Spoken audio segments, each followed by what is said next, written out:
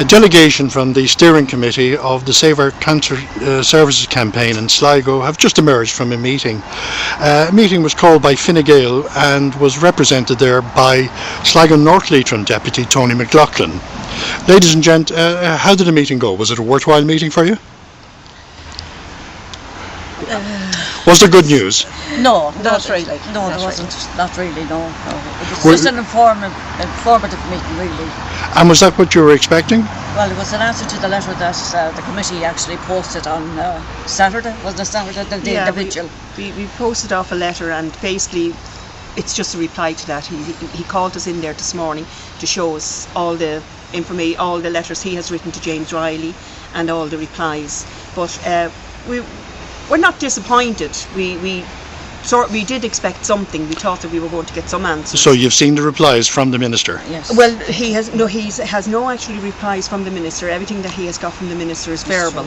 But what we have asked him to do now is, can he go back to the minister and get a written reply to the commitment that the minister has given him about the restoration of mammography to Sligo General Hospital.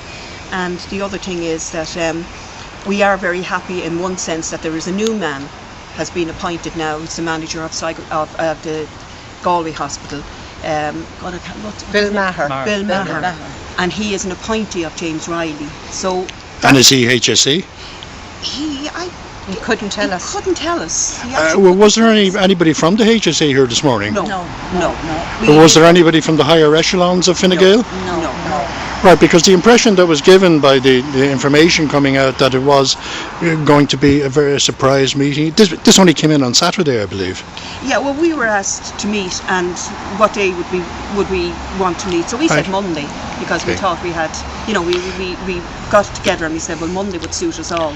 Unfortunately, Katrina can't be here. Right. She's away. But well, what was the main thrust of the meeting about this morning? Just informing us of how far and what Tony has done in up to date, and were the mammography services brought into this meeting? Yes. That was the main thing. And are they still on target for the 2-month schedule? We're not sure. We don't feel that could be. There's 28 days left on that countdown. I don't think. Personally, I don't think that the 28 days. I don't think so, because they're talking about having to buy a new machine. That's more than 28 days. They're talking about having to bring up staff from Galway.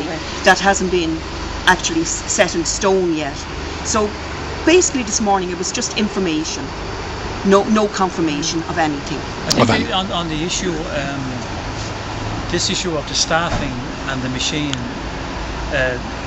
we have felt for some time that they are not necessarily as important as they've been made out to be, and I think this morning's meeting probably confirmed that. This was in the context of the new appointment to Galway Hospital, and the suggestion being that this guy, who is an appointee of the minister, will act with more urgency on what is the minister's will and intentions.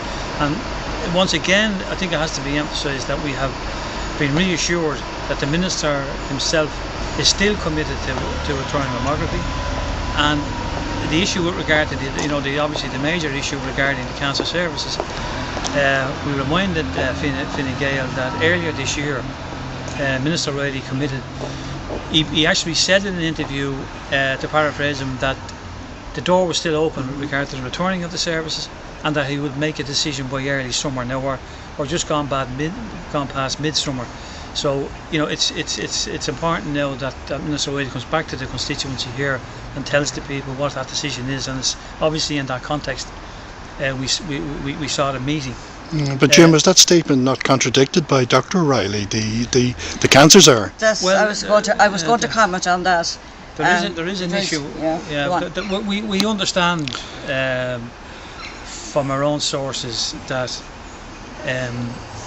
the head of the cancer programme, Dr. O'Reilly, we wouldn't regard her as a friend of this region, and she doesn't see any need. She doesn't seem to have any understanding of the difficulties associated with the patients having to travel and so forth.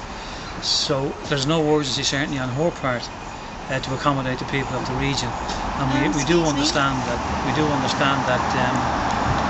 Minister Riley is having some difficulty with her. So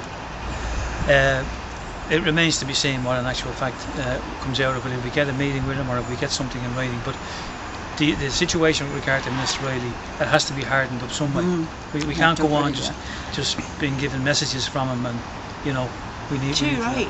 So you're going to keep the pressure up? Absolutely. Yeah, oh, absolutely. Yeah. Absolutely. Oh, we're here for the long haul. Yeah. There's one other issue which was that we emphasised. I think that because the new government coming in, we restated again the importance for this region, our constituency, of having a regional hospital, a fully manned regional hospital, providing the widest range of services for the people of the region with regard to its economic and other development. If the hospital is allowed to downgrade, as everybody would seem to think is actually what is happening, then that will have huge detrimental effect for this entire region, from the not only from the medical perspective, but also from the future development of the region. Great. It's critically important that we retain a regional hospital, and it is our view, and we have restated it again, that the cancer services are a key issue in that. A hospital cannot be a regional hospital in our view that doesn't provide cancer services. We pointed out that where there is no cancer service being provided, there are difficulty recruiting senior and well qualified staff and so forth.